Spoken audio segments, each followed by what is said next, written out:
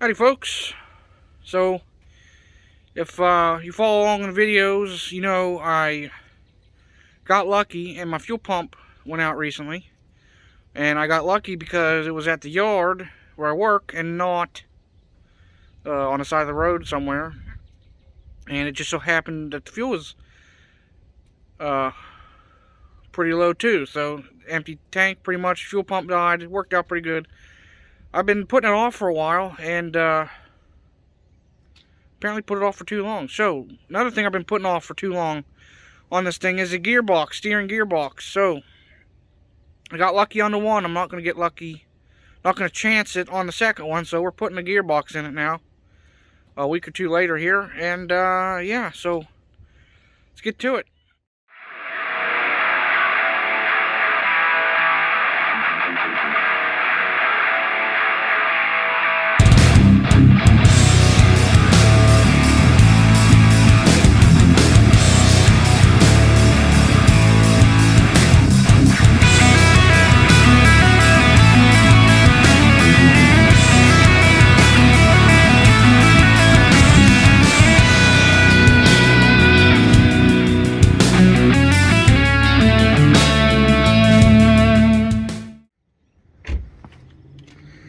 Alright, so gearbox is down on the frame about directly below this air intake, roughly. It's like right in there. So before we put it up on jack stands, I'm going to take care of stuff up on top here. So what I'm going to do, first off, disconnect negative battery cable, because there are airbag sensors on the frame right around where you're going to be working, and if you accidentally set off your airbags, you're going to have a bad day. So I'm going to avoid that. Disconnect the negative battery cable, and then what's next? Probably next we'll take the air cleaner, air intake off. So what I do is disconnect right here the hose clamp, pull that off the air horn, just unplug these two plugs which come out of the little rubber clips, and we'll just set that up on top of the engine. Or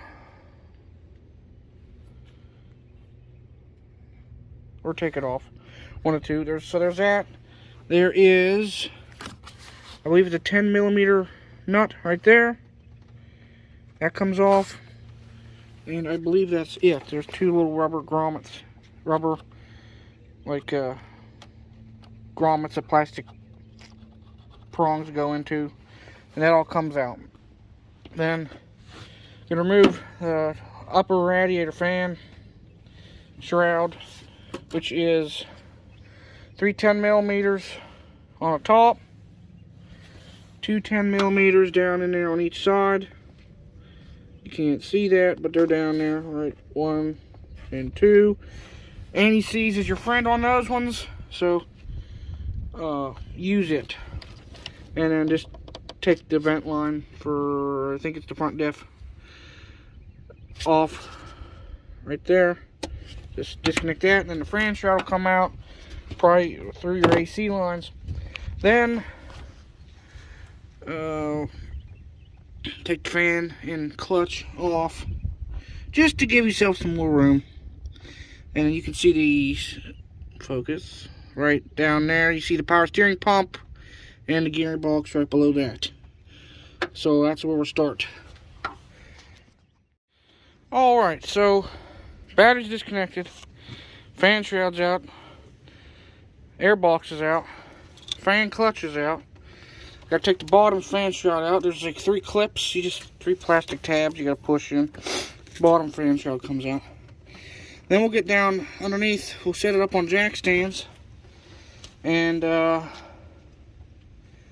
pull the driver's tire, pull the plastic cover off the bottom, and go from there. And for those not in the know, to get the fan clutch off, you don't need any special tools. 3/8 ratchet on a tensioner. Go the opposite of normal, so give it more tension. Go clockwise. More tension. It'll add some stretch to the belt and get her so it doesn't spin, and take a 15-inch crescent wrench and give it a couple taps, and then she'll start threading off. Pretty easy. So yeah, we'll get this lower fan shot out, and then I guess get it up on jack stands. Okay, so it's up on jack stands. The whole front end is. Pull the driver's side tire. Next order of business is down in here. There's 2 bolts on each side. 1, 2, 3, 4. And then 2 bolts on the back side. 1 and 2. Take this plastic cover off, and we'll go from there. Okie dokie, so now that cover's off, you can see up in there, I obviously have an oil leak. I think it's a front seal. But, nothing a little degreaser won't fix, right? I'll get to it eventually. But there it is. There is the steering box. And the Pitman arm is right there as well. I have to disconnect that. And then disconnect the steering shaft on the steering column, and I think it's, well, in 2 power steering lines, a pressure and a return. And I think it's 3 bolts that go through the frame. Spray those down with some PV Blaster, maybe some heat. They look a little rusty. And should pop it out. Alrighty, so in here, in the engine compartment, that is the gearbox, okay? So, there's a bunch of, that's neighbor, a bunch of lines all over the place. So, there's a line here, needs to come off. There is a line here that needs to come off. This cover's got to come off. So there's just 2 little snaps you got to click off and take the cover off. I might take this line off here just to give me some more access. I don't know yet. But cold. My hands don't want to work. I'll get pliers. I'll take this cover off. And I'll get my flare wrenches and get those 2 lines off. And we'll figure out what size wrench I need. Should be just a bolt through. And take that bolt out, and I could slide the steering shaft up and out of the way. Alrighty, so we're underneath. I sprayed those fittings on those lines and the bolts on the box with some PB Blaster. So while that's soaking, before I take those off, we'll pop the Pitman arm off of the center link. So we just got to remove that cotter key and loosen that nut. I'm not going to loosen it all the way. I'm going to wait till the box is loose. Guess I got to give it a couple love taps to get it out of the center link. Which shouldn't matter. I got a new Pitman arm. But just to be safe. But yeah, so we'll get this disconnected, and then we'll do the lines and the steering column. I wanted to get the steering column last in case I had to turn the wheels to get the nut off, but it looks like we'll be fine. And then we'll take the box out. Hopefully it'll all go smoothly. Okay, so went in and had some lunch while this stuff soaked some more. It's at 11mm for the steering column. So loosen that up. I'll take a pry bar and wedge that up. It's collapsible, as you can see. So it's like a PTO shaft. So I'll just pry that up out of the way, bust those 2 lines loose, and then we'll get to the bolts through the frame. Okay. Need a light so we can see down in there. That's better. So, as you can see, I got the steering shaft removed. So there's just a 11mm bolt. Well, that's the socket you need. You take that out, slide the column up. It slides easily, at least it should. Then I took a 18mm wrench and busted the 2 lines loose. Right there and right there. Just had a minor mishap where wrench slipped, my hand bashed into the power steering pump right on that edge and nipped the tip of the skin off. So got a little field repair on my digit. But yeah, so if I'm not mistaken, the 3 bolts through the frame, and then make sure that Pitman arm came loose, and she's out of there. So I sprayed the bolts down with PV Blaster, and the 3 bolts you're looking for are the 3 covered in power steering fluid right now. 1, 2, 3. We'll bust those loose gingerly with an impact. I might get some heat on it. That probably would have been smart before I doused it in flammable liquids, but oops, I'll get some oil dry for that, and we'll bust those bolts loose. Okay, once you remove those 3 bolts, get in there with some sort of prying device and wedge the Pitman arm off. Now you can get it out. We're gonna take this nut off. We'll pull the Pitman arm off, so we can send this thing back as a core charge for the core, and then I'll find my new Pitman arm and we'll do that. Okay, so got a little carried away, but once you get the old steering box out, the Pitman arm pulled, like I showed you in the last one, you're going to either swap your Pitman arm out or put a new one on. I put a new one on. So what you're going to do is take a wrench, or I used a pipe wrench because the splines on the teeth lined up well with the splines on the input shaft. So take the pipe wrench, spin it till it stops, spin it back till it stops, count the spins.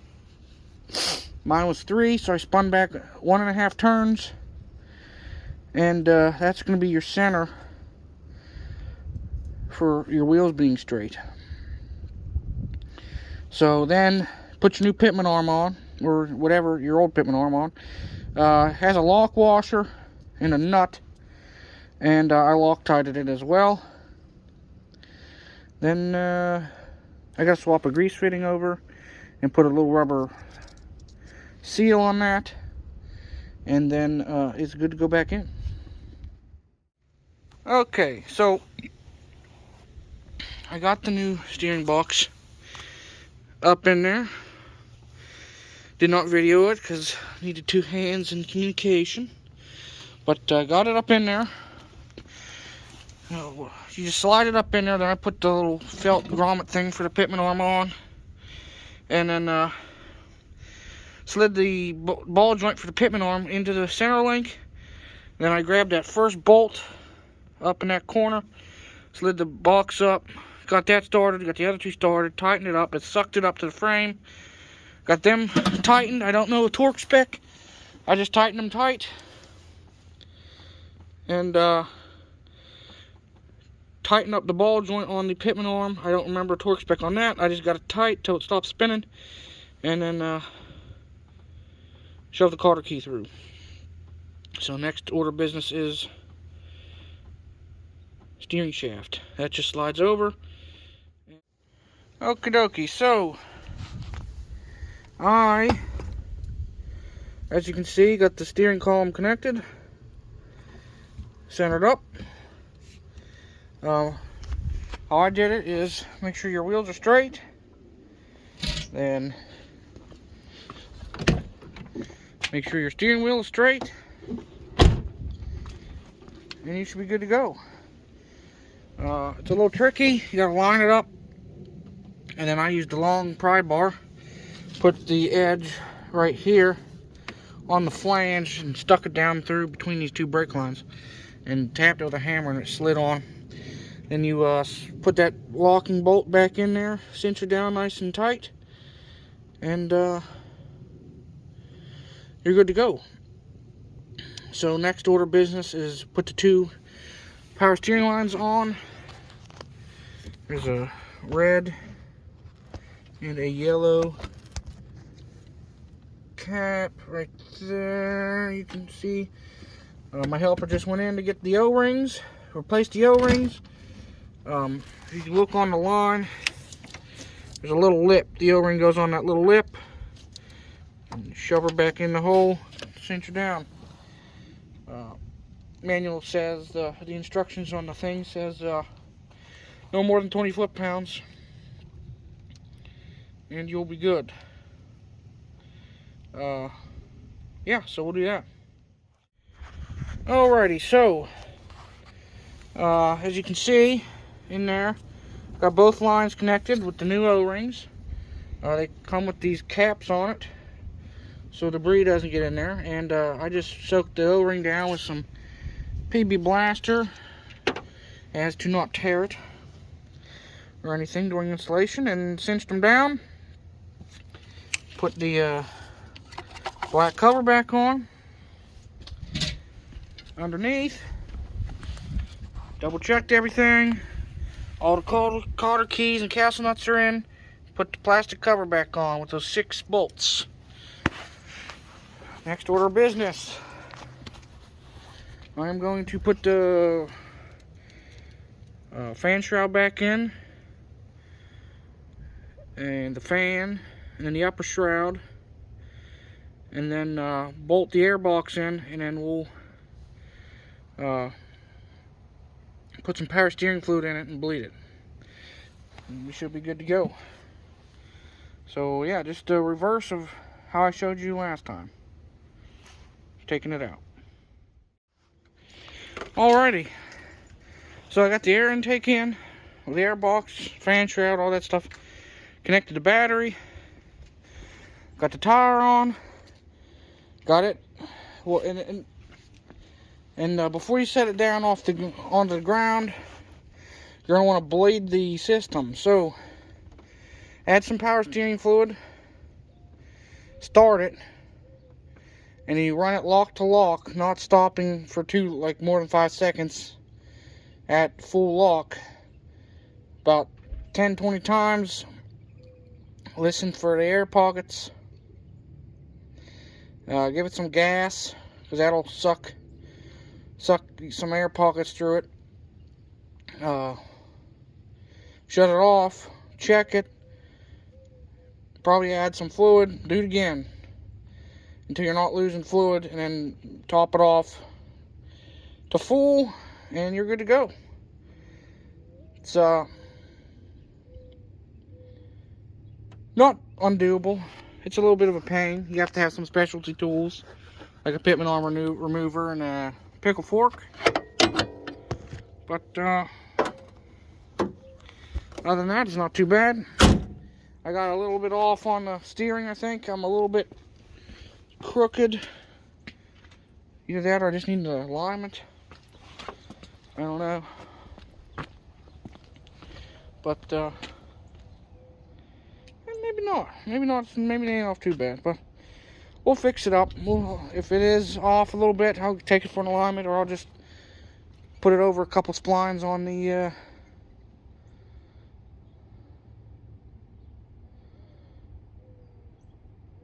steering box. Just take the airbox off and pull it off, pull the shaft off the column, and then just a couple splines over and fix it up. But that's it. That's how you change your steering box on your 04 Blazer and similar vehicle. It's a little bit of a pain, but it's doable. And I did this in an afternoon, so yeah, thanks for watching. Don't forget to like, share, subscribe for more. You can follow me on social media, both Facebook and Instagram, K30Crazy. And as I end all my videos, stay crazy and have a good one, people.